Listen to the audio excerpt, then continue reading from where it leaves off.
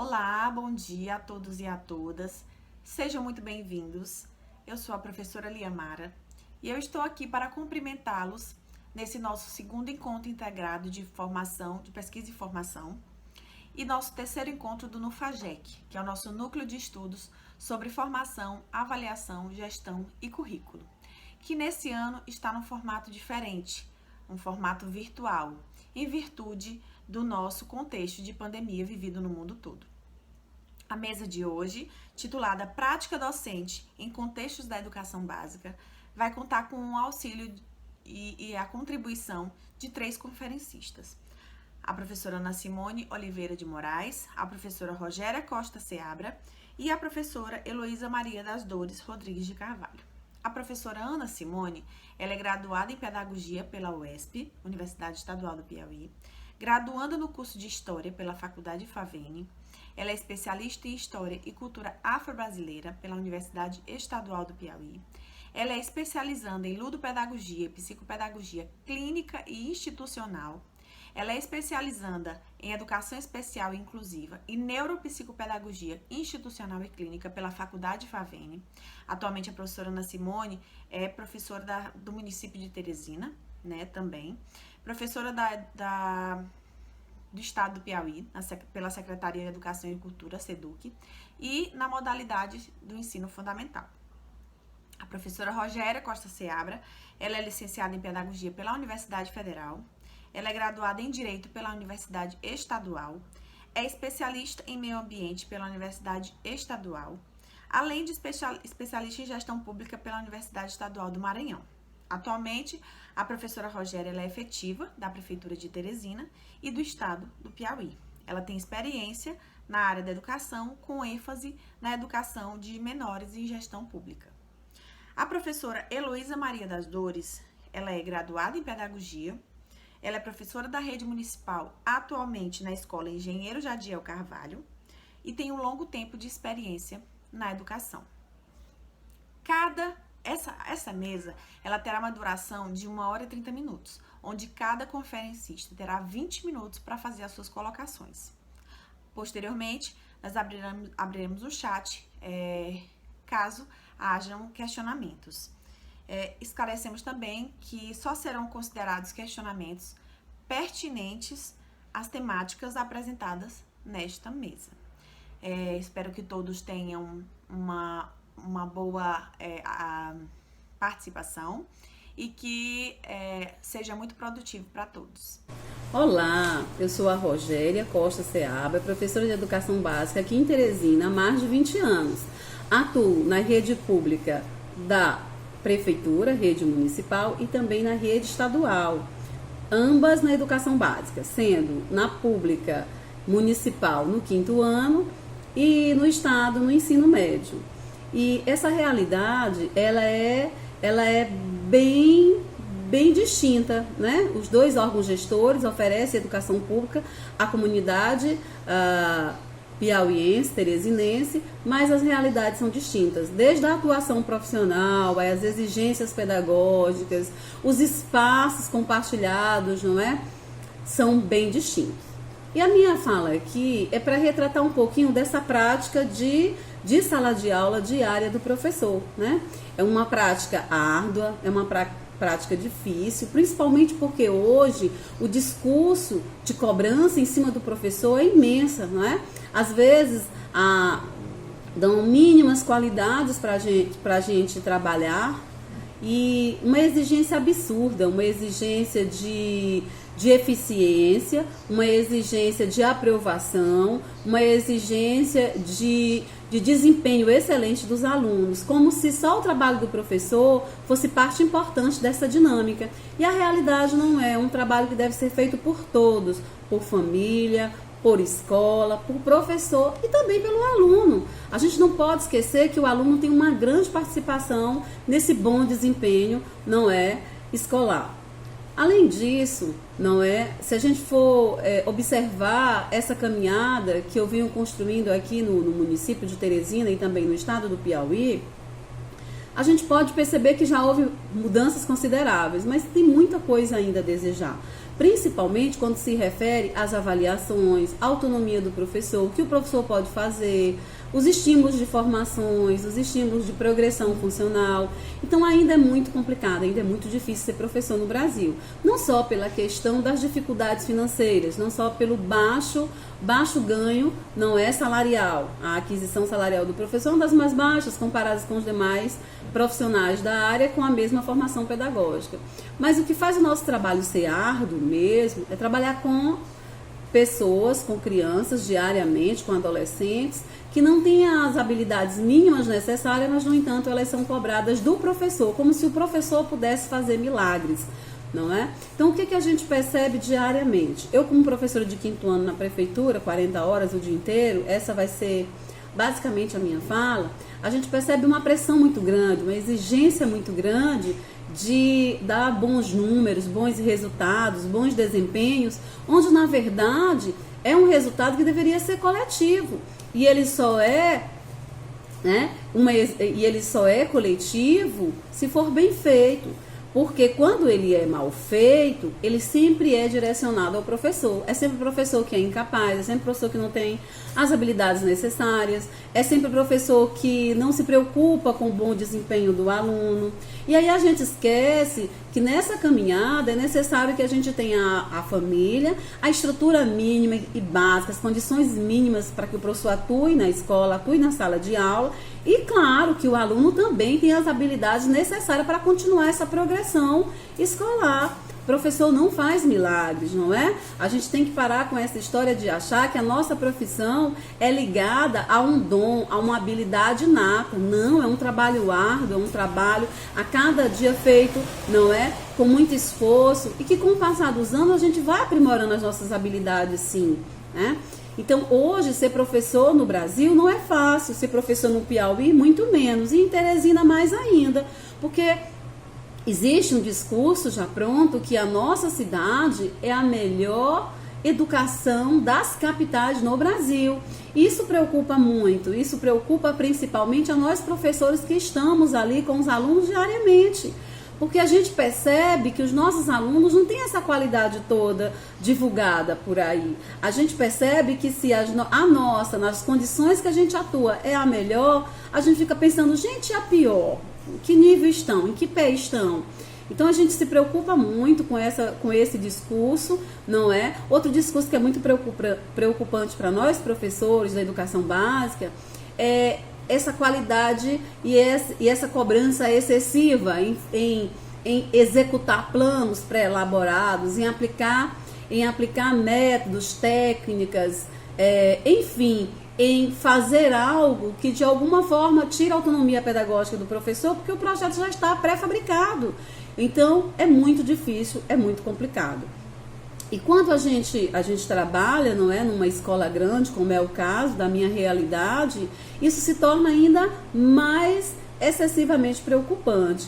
Porque, primeiro, que a gente tem que dar desempenhos excelentes, bons resultados o tempo todo. Segundo, que quando a gente vai questionar a questão da falta de apoio, da falta de estrutura, da falta de material, é sempre o mesmo discurso, que as escolas públicas não têm recurso, que é muito difícil, que é muito complicado, que é assim mesmo. E essa, como eu diria, essa angústia profissional, ela não é só minha, ela é compartilhada com todos os meus colegas. Como é que eu sei disso? Eu participo das formações continuadas que a rede oferece. Quando eu sento com os meus pares, a conversa é sempre a mesma, não é essa angústia. Isso vem piorando com o passar dos anos. E o ponto alto realmente foi agora, esse momento da pandemia, porque durante esse período da pandemia nós tivemos um choque de metodologia, um choque de realidade, um choque de mudança profissional. Por que isso aconteceu? Antes as nossas aulas eram presenciais e a gente atuava de forma a acompanhar o aluno passo a passo. Agora, através das aulas remotas, onde as crianças participam o menos possível, onde os pais não conseguem acompanhar ou ajudar a criança, não é, a contento para que ela continue evoluindo. E muitas famílias também não têm esse compromisso de entender que educação é coisa séria, que o aluno, a profissão dele é estudar, que ele tem que ter o horário correto para sentar, para executar as tarefas, nas dúvidas pedir o apoio do professor. Então toda essa rotina que, mesmo precária, a gente vinha cobrindo com um pouco de excelência, ela se complicou ainda mais. E o que eu observo é que nos últimos dias a gente começou a atuar de forma remota no dia 15 de junho, né? Então, hoje, no momento, eu tenho 122 alunos, porque a gente juntou as 4 turmas de 5º ano. Então, eu já tive o prazer de dar aula para 100 crianças, através, não é, do WhatsApp, que é o aplicativo mais utilizado, apesar da gente utilizar também outras plataformas. Mas o WhatsApp é o aplicativo mais simples, mais fácil e mais acessível para todos, inclusive para as crianças que não têm esses pacotes de serviços pagos ou não têm uma internet de qualidade. E ultimamente, não é, as minhas salas, a gente recebe a frequência de 50, 60, 70. Então isso é muito preocupante. Até os bons alunos, aqueles que tinham o compromisso, que eram muito assíduos, que sempre executavam suas atividades, eles agora estão deixando a desejar. Então é muito difícil ser professor no Brasil, na educação pública, mas não é impossível. É uma profissão que pode ser exercida com excelência, mas como toda profissão, com seus desafios. Então, eu espero que a minha fala consiga situar vocês. Se a gente fosse falar de outros desafios, além da prática pedagógica diária, não é? Eu elegeria mais 2. A primeira delas seria essa cobrança excessiva dos gestores públicos em torno de resultados, que fica impossível o professor entregar esses resultados com o material humano que ele tem. Essa prática, não é, habitual de aprovar a criança só porque ela está matriculada, sem ela melhorar as habilidades, sem ela participar, sem ela conseguir aprimorar ou passar para o próximo estágio. Então essa cobrança excessiva, ela vem para cima do professor, enquanto que as políticas públicas poderiam também direcionar uma intensificação em cima das famílias e das crianças. Claro, oferecendo reforços, oferecendo apoio pedagógico, oferecendo algum tipo de serviço que de alguma forma acolhesse essas crianças e essas famílias e isso fosse trabalhado. Às vezes até a prefeitura executa algumas ações, mas elas são pontuais, elas são basicamente em anos de IDEB, que é a avaliação externa, não é, do SAEB, e apenas naqueles casos mais extremados. Inclusive eu estava pensando comigo esses dias que agora a gente está criando uma turma, não é, um ano de párias, né? Por quê, Rogéria? Porque existe um ano em que aqueles alunos eles não são acompanhados, nem sequer os professores recebem formação. Um bom exemplo é que nos anos pares, o 4º ano começa a ser foco, eles esquecem um pouco o 5º ano. Então eles focam nos alunos do 4º ano, que nos anos ímpares se tornarão 5º ano. E aí sim eles vão direcionar os reforços agora no 5º ano. Isso faz com que em anos pares, as turmas de 5º ano não tenham a atenção necessária ou as devidas, não é? Ou as devidas preocupações e trabalhos de remanejo que são tão necessários. Um monitoramento mais efetivo que deveria ser feito sempre e não apenas em ano de IDEB. É incrível como que de repente aparece verbas para contratar hora extra de professor, para ter formação no sábado, essa formação paga, não é? Como hora extra. Por que esse dinheiro só aparece em ano ímpares? Porque só no ano em que as políticas públicas não é direcionadas a o que a gente chama de avaliação externa, então essa preocupação excessiva com a avaliação externa. Outra dificuldade nossa é que há uma cobrança excessiva em língua portuguesa e matemática, desmerecendo, não é, as demais disciplinas. Isso é complicado porque a criança ela deve se apropriar do conhecimento de forma universal, né? A gente até separa o conhecimento para fins acadêmicos, fins didáticos, mas o conhecimento é um só. E essa separação, essa departamentalização da educação do 5º ano, preocupa muito a todos nós professores do 5º ano da educação básica. Falando agora da realidade do estado, da noite, né, que eu sou professora nos 3 turnos, é ainda mais complicada a vida de professor que cumpre 3 turnos de trabalho. Primeiro pelo próprio cansaço, não é humanamente impossível você trabalhar 3 turnos e achar que o último turno ele vai ter o mesmo ganho de desempenho igual ao primeiro. Não, pesquisas comprovam que, claro, de manhã você tem muito mais atenção, você tem muito mais bom desempenho e tal. Então, no final do dia, está cansado o professor, está cansado o aluno. Há uma evasão imensa à noite, não é? Principalmente no ensino médio. O ensino médio já é preocupante aqui no Brasil há alguns anos, mas à noite ele se torna ainda mais problemático. E aí a gente fica apreensivo com duas situações. A primeira situação é a questão da violência. Trabalhar à noite nas escolas não é fácil, né? Há um uso excessivo pelos alunos de álcool, de drogas, de agitação desnecessária, uma indisciplina generalizada. E há também aquela situação em que o aluno da noite ele não é um aluno profissional. Ele, na verdade, muitos deles são profissionais durante o dia como trabalhadores, executando alguma atividade econômica. E à tarde eles são alunos, mas que não têm o desempenho necessário, a dedicação, o interesse. Não é? Sei que não é fácil. Assim como não é fácil para mim, professor, atuar à noite, também não é fácil para o aluno assistir aula à noite. Então, isso faz com que a educação brasileira seja ainda algo preocupante para todos os estudiosos, para todas as pessoas que de alguma forma participam da educação no Brasil. E a educação pública mais ainda, né? Porque a gente observa que a comunidade mais carente, as pessoas mais simples, mais humildes, elas estão mais desassistidas, né? A gente percebe, por exemplo, que na comunidade que eu atuo, que é o Vamos Ver o Sol, aqui na Zona Sul de Teresina, a gente percebe a falta de estrutura, serviço de iluminação precária, a questão do serviço de ônibus coletivo ruim. Então, tudo isso agrava, né? E agora, com a doença, a gente pode perceber que, com a pandemia, né, com a Covid, a gente pode perceber que essas situações tornaram que quase não é impossível os alunos da noite a participarem das aulas. Então, a gente tem uma retomada muito tímida das aulas remota à noite, a gente tem uma devolutiva muito baixa e a gente tem uma interação mínima com esses alunos. Então, é uma situação difícil, é uma situação preocupante. E para encerrar a minha fala, ainda falando sobre a educação básica, sobre essa realidade, não é, dessa discussão, dessa prática docente nas escolas da rede pública, a gente encontra também um empecilho muito grande que é para executar algo diferenciado fora da sala, né? Se discute muito os projetos mais interativos, mais participativos, onde o aluno atue como sujeito, mas que as condições são mínimas. Então, a gente termina realmente executando as aulas dentro da sala, entre quatro paredes.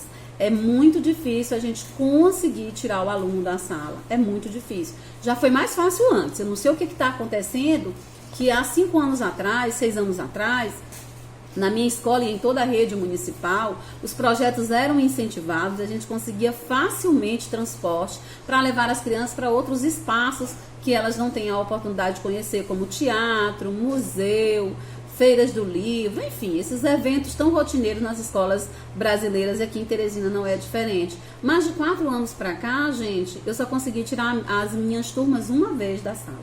Em 4 anos, uma única vez. Olha que coisa preocupante. Então, a gente termina percebendo que é difícil fazer educação pública no Brasil de qualidade. É um desafio para todos, mas especialmente para o professor, que é, como eu disse, na ponta, ele é sempre o mais indicado a ser o fracassado. Na hora do sucesso de suas práticas, vai ter sempre alguém que vai receber as medalhas e as honras. O professor nunca vai receber essas honras e essas medalhas, não é? A gente recebe sim o tapa, o pontapé, a gente é reconhecido como alguém que não se dedica, não trabalha, não tem um desempenho tão necessário para que a criança aprenda. Agora, quando começa a surgir uma prática de sucesso, uma escola se destaca, quem são os responsáveis? São sempre os gestores públicos, seja ele a nível municipal, geral, secretário de educação, seja uma superintendente, seja um prefeito, seja até mesmo o diretor, né? A gente raramente vê um professor sendo reconhecido. E claro, também não posso falar só de coisa ruim. Vamos então encerrar a minha fala com algo positivo. Nesses 20 anos de trabalho aqui em Teresina, às vezes eu andando na rua, em algum comércio, não é? E no shopping, enfim, eu encontro os meus ex-alunos, e aí nesse momento é que eu tenho orgulho de ser professora, né? É o abraço, são aqueles homens, aquelas mulheres com suas vidas estruturadas, me chamando de tia, me dizendo que não consegue esquecer a minha atuação, a minha participação nessa caminhada dele, e agradecendo. Ou famílias, não é? Porque a gente tem aquela tradição de 2, 3 gerações viver na mesma casa, então você às vezes já foi professor do pai, está sendo do filho, e o neto está a caminho também para que você trabalhe nessa formação tão difícil, não é? Que é a construção desse cidadão moderno, desse ser humano tolerante, respeitador, desse cidadão que deve viver em paz e, claro, respeitando a todos e participando de forma consciente, não é? Desse desafio que é viver aqui hoje. Um grande abraço, obrigada a todos e eu estou à disposição. O meu cordial bom dia a todos os meus queridos professores e professoras que estão participando neste momento dessa conferência. Eu quero de antemão agradecer a Deus por esta oportunidade de estar compartilhando um pouco da minha experiência com vocês. Eu sou professora Heloísa Carvalho, trabalho na Rede Municipal de Caxias, Maranhão, na sala de aula com o 4º ano. Só que antes de iniciar esse processo que nós estamos trabalhando agora, eu quero só falar um pouco de como começou um trabalho em uma periferia de Caxias e como nós conseguimos chegar onde nós chegamos. Muito bem, eu comecei a trabalhar em um projeto onde resgatava os alunos evasivos, aqueles que não iam para a escola de jeito nenhum e que os pais também não os incentivavam. Então, com as visitas às famílias, a visita à comunidade, conhecendo a realidade de cada um, passando essa realidade para os professores no interior da escola, para que tivesse assim um tratamento mais diferenciado com eles no sentido de elevar a estima deles, começou a fluir algo de positivo na escola. Nós começamos a resgatar os alunos, diminuiu a evasão, os pais foram mais presentes, principalmente nos momentos de reuniões, passaram a participar. Então, só foi crescendo, graças a Deus. E na prática pedagógica, tudo está sendo feito até hoje, mesmo a pandemia, de uma maneira que sempre nós nos aproximamos da família. Porque a família e a escola, elas são parceiras essenciais no aprendizado do aluno, né? Então, quando eu passei fazendo esse projeto, quando eu me inseri na sala de aula, com aula de ensino religioso, intensifiquei mais a questão da afetividade, dos valores da vida e do respeito. E logo, 2015, fiquei em sala fixa. Então, de lá para cá, cada ano é uma experiência diferente. É uma experiência que nós, como educadores, eu particularmente, eu digo, a cada ano que finda, o meu muito obrigada a Deus por ter concluído um trabalho. Porque a gente sabe que não é fácil. Tudo na vida, ela tem que ter como raiz, principalmente no âmbito da educação, que é a base de todas as profissões que nós sabemos, ter amor. Amor por aquilo que nós fazemos, para que nós possamos construir cidadãos que fazem diferença dentro da sociedade, não que vá contaminar a sociedade. Então, eu fazendo esse trabalho, aí eu fiquei em sala fixa e fui já fazendo um trabalho diferenciado na questão da alfabetização, e de lá para cá nós crescemos, graças a Deus. Fico entre 4º e 5º ano. Voltando para essa realidade que nós estamos hoje, que está assolando o mundo, nos pegou de surpresa. E essa surpresa que até hoje muitas pessoas estão sofrendo com ela, porque não sabem como lidar com esse desafio. E principalmente no interior da escola. Nós que somos da área periférica, cada aluno tem uma realidade diferente. Umas com muito, né? Alunos que têm acesso à internet, têm o seu tablet particular, tem o seu telefone, o seu celular, tem até notebook, que tem alunos que têm até notebook. E outros que não têm de jeito nenhum. E outros que ainda têm aquele intermediário. Então, para cada realidade dessa, nós temos que fazer um trabalho. Então, daí, a equipe, né, gestora da escola, especialmente a nossa professora Laurilene, sentando conosco, como nós já sabemos, conhecemos a realidade, porque isso é de muita importância no interior da escola. O professor, a gestão, conhecer a realidade daquela determinada criança. Nós fomos fazendo esse diagnóstico de quantas crianças tinham acesso, quantas não tinham, quantas moravam na zona rural.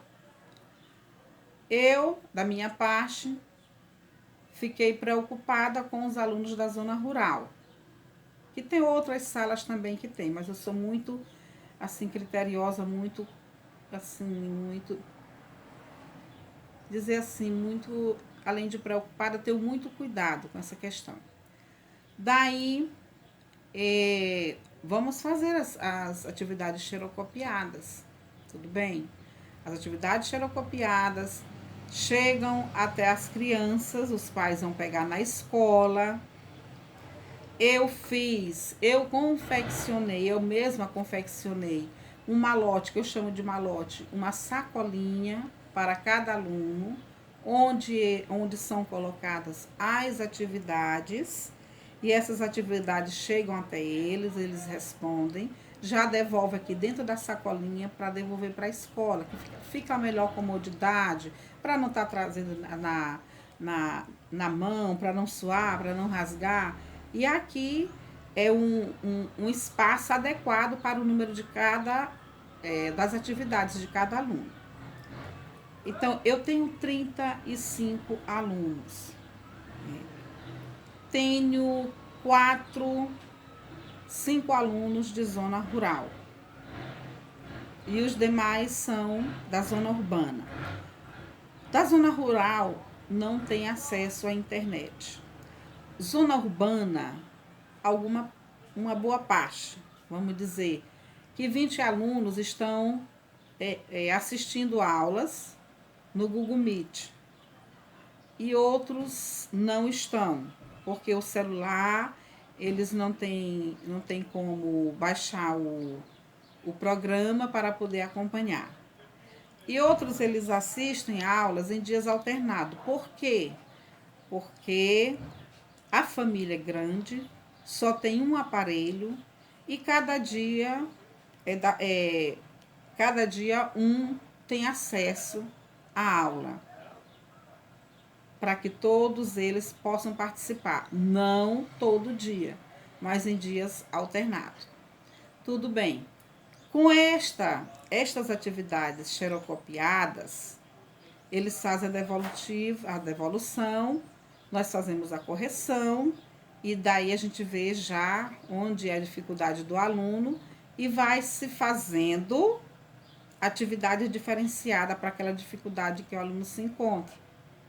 Você vê o quanto é um cuidado muito precioso com isso. Nas aulas online, o que acontece? Eu faço, né, a correção dos livro didático deles, trabalho as páginas, fazemos correção, passo atividade para que eles resolvam também em casa, retorno fazendo correção. Então, está se fazendo esse trabalho. Quando outras matérias, ciências, história, geografia, também se faz a resposta do livro, né? E aí, também dentro daquele texto, o que acontece? É feito questionamentos para que eles possam ler o texto e responder. Em cada aula,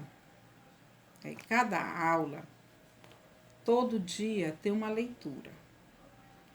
Essa leitura, o aluno, ele faz a leitura e dali a gente vai começar a fazer a contextualização, fazer as perguntas. Então, na parte de leitura, é bem acompanhado. Se nós vamos trabalhar um conteúdo de ciências, todos fazem leitura pelos parágrafos. E daí a gente faz os questionamentos e nós vamos respondendo dessa forma. As páginas dos livros, de todos os livros didáticos, eles são respondidos. Quando tem algo mais aprofundado, que não está no livro didático, tira-se também as xerox, e eles também, mesmo com aula online, eles têm essa atividade diferenciada. Então, o que é que eu vejo diante da pandemia? Algo que nos pegou de surpresa. Eu vejo que nós, quanto educadores de comprometimento, que vai muito além do compromisso, temos que nos cuidar. Não entrar em desespero, mas sempre pedir força para Deus e criar estratégias que sejam construtoras no aprendizado de cada aluno. Vocês estão vendo aqui esse cartaz. Eu estou no interior da minha casa. Uma parte da minha sala, eu fiz uma sala de aula. Aqui tem um cartaz de boas-vindas. Aqui tem um cavalete, à minha esquerda tem um cavalete que eu construí para fazer atividades de retomadas de conteúdos, que aí você não vai estar naquela preocupação de estar sempre escrevendo. Vamos retomar aqui, hoje vamos fazer a produção de texto e vamos fazer a retomada aqui sobre a questão de pontuação. Então, aqui está o cartaz. Nós vamos ler, que é para eles perceberem como irão conduzir o seu texto. Se eu vou para a aula de matemática, nós vamos estudar multiplicação. E aí, tia, eu não me dê mais uma explicação, retorne bem aí para eles diz logo, para o cavalete, tia. Aí eu vou e retorno. Para tirar dúvida, eu vou e retorno. Então, dessa forma, é que se vão criando estratégias. Hora do ditado. Professora, como é que você faz ditado? Faço. Fazemos ditado de palavras complexas. Naquilo que eles estão com dificuldade, vamos ver bem aqui, vamos fazer esse ditado aqui. Palavras, e depois nós vamos fazer de textos, pequenos textos que estejam também dentro dessas palavras que nós estamos estudando, desse ditado. E a correção, professora, vamos fazer.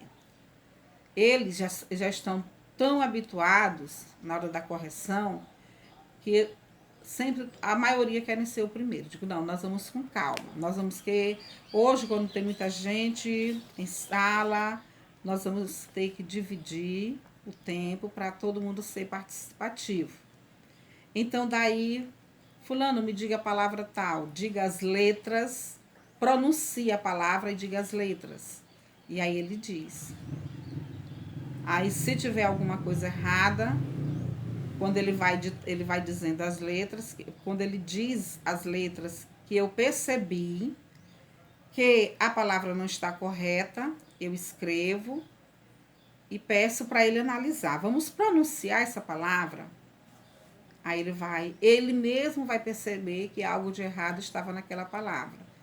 Passo para outro aluno e pergunto, fulano de tal, essa palavra, qual é a forma correta? Aí ele vai e diz, eu escrevo, né? Se tiver correto, tá tudo bem, senão a gente vai até acertar.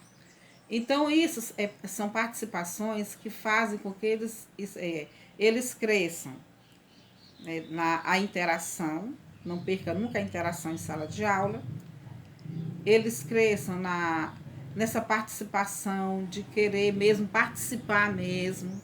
Eu vou participar, eu quero participar porque eu vou aprender mais. Mas isso vai dependendo tudo do professor. Porque nós temos que ser esse professor incentivador. Eu vejo professor que diz que perdeu o estímulo, perdeu a coragem por conta de pandemia. Mas não é dessa forma que nós vamos ter que trabalhar. Nós temos acessórios, nós temos como trabalhar. Não está sendo presencial, mas você pode fazer de uma forma que ela não seja tão prejudicada. Vamos usar essa ferramenta de uma forma que ela seja benéfica. E usando dessa forma, nós vamos ter êxito com certeza. Eu estou com o 4º ano.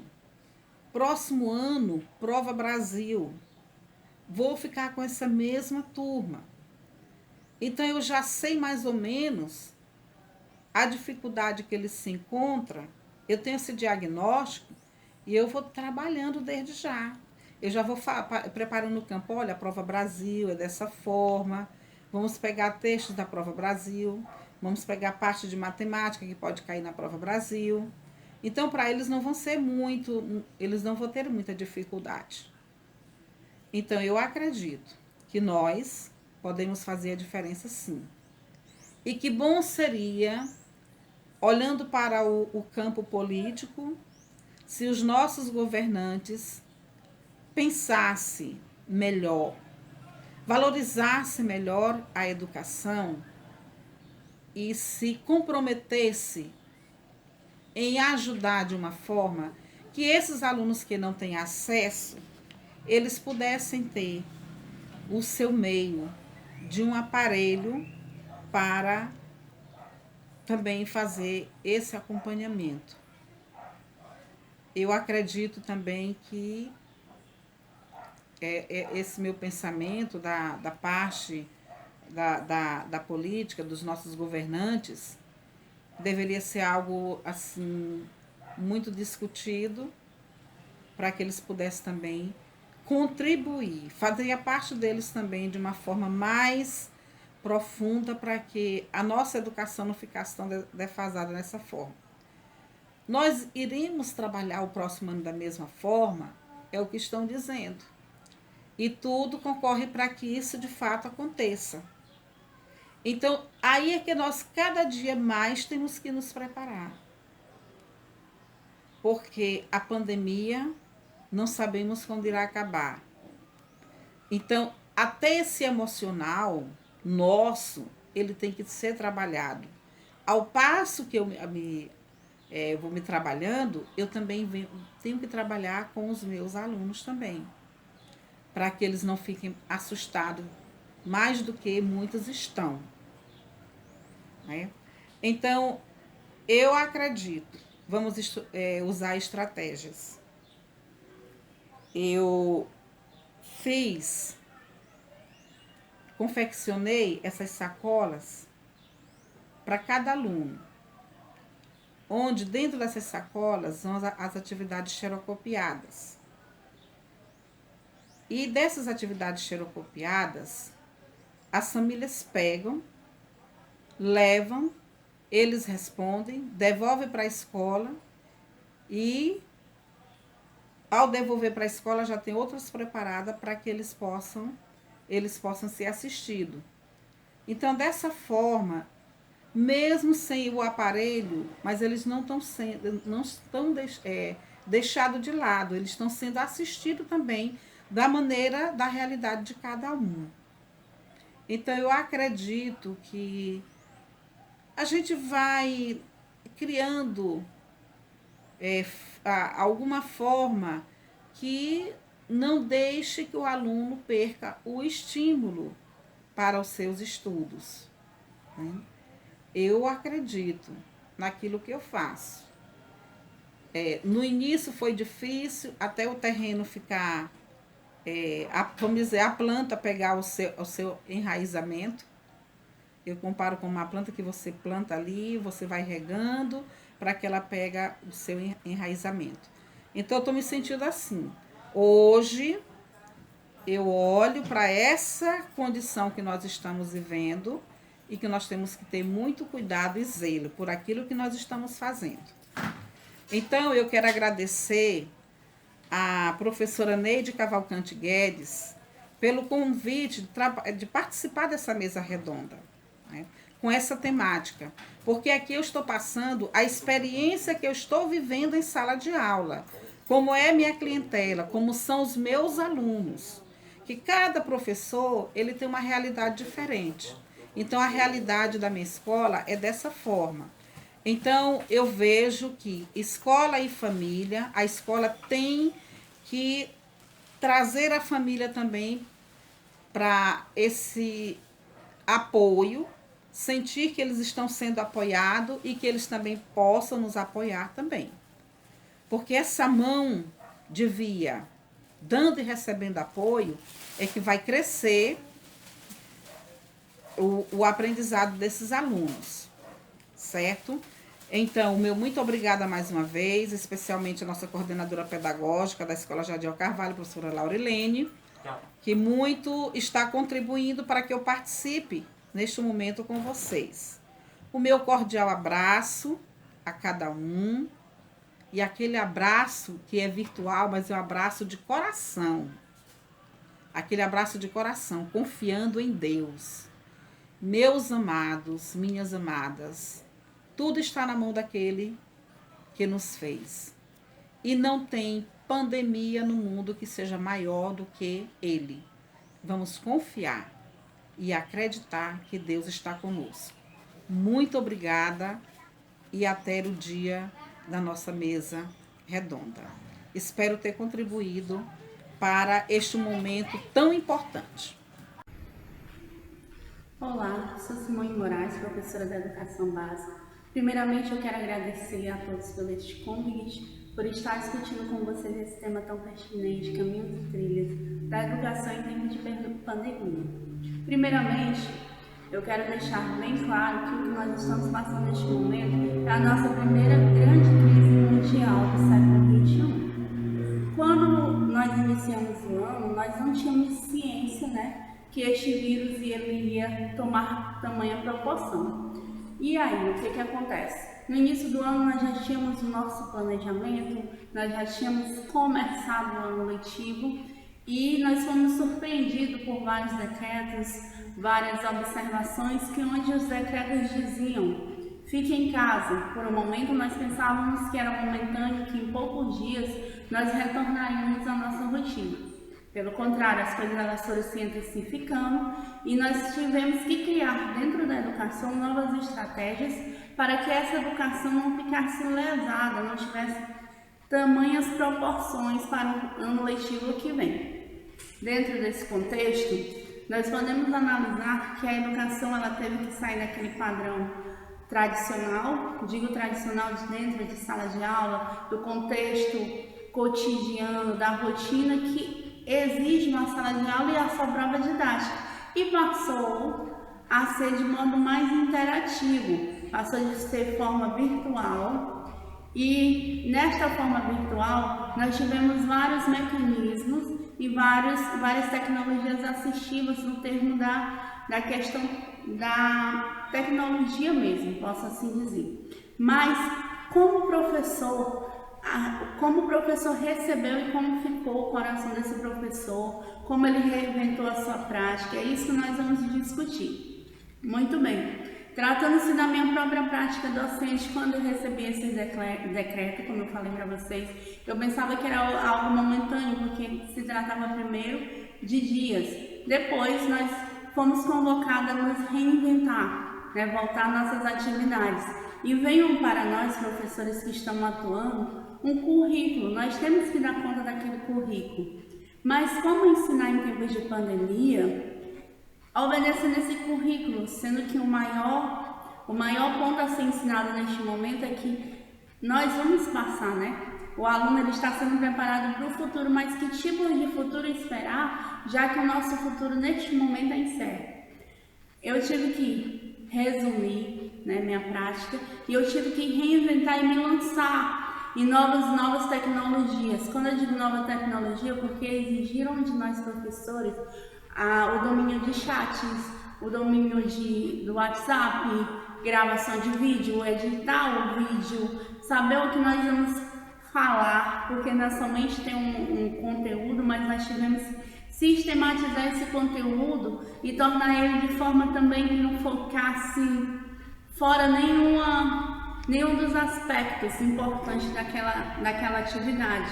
Quando nós começamos a programar nossas atividades, anteriormente na sala de aula, nós tínhamos a resposta rápida do aluno. Agora não, nós temos que incentivar esse aluno para que ele nos dê essa devolutiva, que esse feedback é muito importante.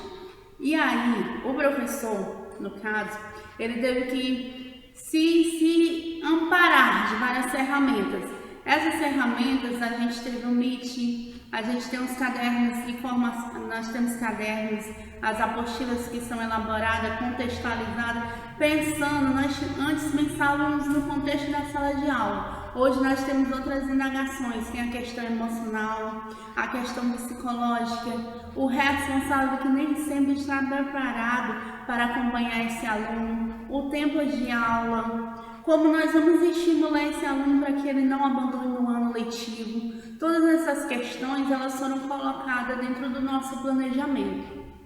E veja bem, nós ainda não temos a certeza de quando o normal vai voltar. Nós estamos simplesmente permeando este terreno, que o nosso aluno ele não possa se desprender da educação, que ele não desiste, que ele não possa abandonar aquilo de fato é dele por direito, o direito à educação. Neste momento, a escola ela teve que ressignificar o seu papel. Nós sabemos que, historicamente, a função da escola é formar cidadãos conscientes, com princípios morais, éticos, políticos e sociais. A escola ela teve que abranger ainda mais esse conhecimento, para que os alunos fossem formados de acordo com essa nova ordem que nós estamos tendo agora, de acordo com esse novo contexto, sem deixar o papel do professor de forma que é ser um mediador. Como mediar essa situação em tempos de pandemia? Como ter uma educação de fato, uma educação que seja efetiva, uma educação que contribua realmente nesse momento? Nós tivemos formações, nós tivemos mesas de discussões como estamos tendo agora, nós nos irmanamos, nós buscamos e tudo isso agiu dentro da nossa prática. Só é possível falar nos caminhos e trilhas que estamos seguindo neste momento, ainda com alunos, com a boa parte de alunos que não desistiram, porque nós somos capazes de ressignificar esse papel da educação, da escola e do educador. O educador ele foi consumido por uma carga horária bem maior do que na sala de aula, porque nós temos que estar ao vivo no site, nas plataformas, nas aulas online, e nós temos que programar e fornecer subsídio para que essas aulas aconteçam. E nós tivemos que ter um estudo mais aprofundado de como usar essas mídias sociais de forma mais efetiva, de forma que seja atrativa para que o meu aluno passe 20 minutos estudando sobre o conteúdo, para que ele busque resposta, para que ele também seja um pesquisador. Neste momento, nós estamos formando também alunos pesquisadores, alunos que vão buscar, alunos que fazem usos das plataformas, que trazem questionamento. Então, neste caminho, nós estamos acertando, neste ponto. Em contrapartida, nós perdemos pela interação social de onde socializa todo o nosso conhecimento. O ser humano, como diria Vygotsky, nós somos um ser social e nós precisamos dessa interação. Por mais que o professor tente atingir o seu aluno de forma virtual, nós ainda vamos ter esta perca daquela interação, daquele cuidado que tantos nós da área da pedagogia somos convidados, né, a ser mais afetuosos. Mas neste momento, nós estamos buscando não só sistematizar o conhecimento, mas tornar o nosso aluno forte para o futuro. O nosso aluno, neste momento, é o alvo para que ele não se desilude em meio a essa pandemia, em meio a esse cenário tão terrível que nos é apresentado de forma mundial, para onde ele irá fugir.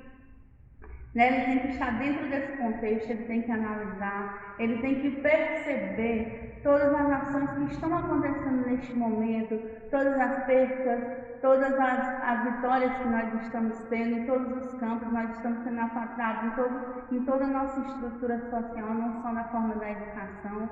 Eu ainda digo que os professores eles estão sendo heróis, porque eles estão conseguindo, de fato, estão se doando em um planejamento que de forma remota, né? De forma longe, remota, mas que não deixa a desejar no conteúdo explicado. Nós estamos buscando ferramentas para que este conteúdo ele seja passado e repassado, e nós temos que avaliar, nós temos que preencher diário, nós temos que fazer toda aquela parte formal da educação, daquela parte mesmo sistematizada, não foi deixada de lado, nós somos cobrados por isso. Por isso que eu afirmo que o professor, neste momento, a carga horária aumentou, a responsabilidade aumentou e a reflexão do seu trabalho também aumentou. Porque nós buscamos um feedback positivo daquele nosso aluno. Nós não queremos só educar, só passar conteúdo, nós queremos formar cidadãos para o futuro, conscientes, capazes. Um aluno que neste momento sabe que em meio a uma pandemia, que vai passar, mas nós não sabemos quando vai passar, que neste momento ele se sinta acolhido pela educação, que ele sinta que o conhecimento neste momento é uma das armas que ele tem para passar por este momento tão difícil, por esse momento tão tenebroso como eu já havia citado. Então, neste cenário, né, o papel efetivo do professor, o papel do educador, educando o ser social de forma mais ampla, de forma mais humana, de forma mais contextualizada, de forma mais, no mesmo momento, sistematizado também, tem contribuído bastante para trilhar esses passos em meio à pandemia. Não estou dizendo que nós atingimos o total de excelência, ainda não, porque os mecanismos também para nós somos surpreendidos de forma que nós tivemos que, amanhã vai começar as aulas remotas e vocês têm que estar online com os seus alunos e os alunos têm que participar. Não estou dizendo que nós ainda fazemos com total excelência, mas nós estamos caminhando para isso, nós estamos buscando. Os professores eles têm se lançado mesmo neste mundo, buscando estratégia, buscando trazer o seu aluno para uma escola que agora a nossa escola é virtual, nossa escola não tem mais parede, não tem mais aquela rotina, é a rotina de dentro de casa, tanto na rotina do professor como a rotina do aluno, porque o professor também tem a sua vida pessoal e dentro da sua casa ele teve que elaborar um pequeno espaço para fazer daquele pequeno espaço um pequeno estúdio, uma sala de aula, e aí nós encontramos os desafios. Quais desafios foram encontrados? Primeiramente, nem todos os professores tinham essa consciência do acesso à internet. Materiais adequados, celulares, notebooks, iluminadores, várias ferramentas que antes nós usávamos no notebook somente para digitar nossas atividades, e o mais longe que o professor iria numa sala de aula era o uso do datashow.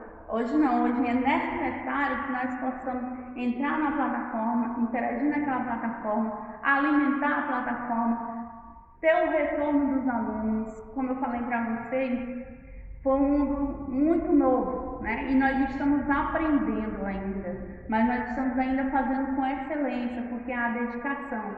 E neste momento, uma das palavras que eu explicaria, que eu digo a vocês que é o papel do professor tem se mostrado, a solidariedade. Nunca se conversou tanto sobre educação, nunca se conversou tanto sobre a prática do professor, do que neste momento. A solidariedade entre a classe docente tem sustentado os nossos trabalhos. Quantos professores não pediu auxílio a outro professor? Geralmente a gente tem professores de várias faixas etárias de idade.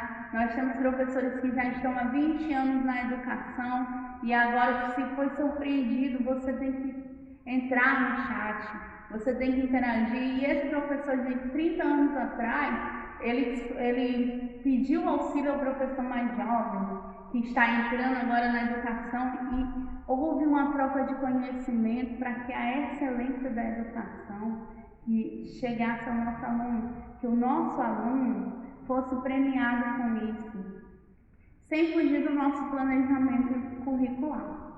Então, eu acredito que nós estamos trilhando o caminho correto, até porque nós não sabemos até quando vai essa pandemia.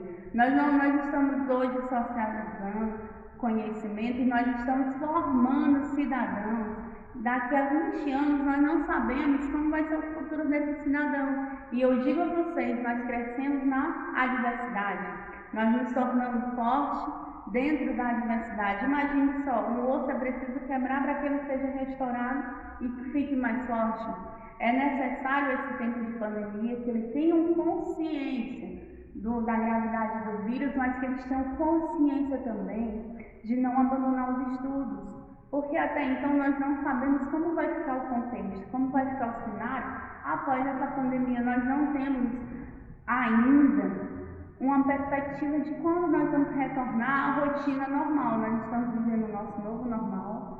Cada dia nós estamos reinventando, nós estamos replanejando diariamente. O trabalho do professor tem sido replanejar a sua própria prática, porque todo dia que nós entramos na plataforma, que nós entramos ao vivo, que nós criamos vídeos, que nós fazemos o nosso trabalho, nós também analisamos o que podemos melhorar. Então, todo dia nós estamos ressignificando o nosso trabalho, nós estamos buscando alternativas para que esse trabalho seja de fato um trabalho de qualidade para aquele nosso aluno que tem a internet, e a internet cai de vez em quando. Para o aluno que está ao vivo no Meet e desliga o telefone e a câmera para acompanhar o conteúdo, e às vezes nós não sabemos, nós sabemos que ele não está acompanhando, e isso também quebra o nosso coração. E o que nós fazemos? Nós reinventamos, nós buscamos estratégia para que esse aluno ele não perca nada desse conhecimento. E no mais, eu quero agradecer a todos, por terem me permitido conversar com vocês sobre esse conteúdo, que para mim vai engrandecer também muito o meu trabalho docente, e eu sou extremamente grata por isso. Muito bem, concluídos os nossos trabalhos, em nome da organização do evento, agradecemos a participação dos nossos palestrantes, dos professores, dos alunos da graduação, de todo o público que esteve presente nesse momento tão rico de discussão, de diálogo, que com certeza servirão de inspiração para novas pesquisas, para novos trabalhos. Nós só temos a agradecer e desejar também muita saúde nesse momento, cautela, pedir cautela e desejar um excelente dia a todos. Obrigada e até a próxima.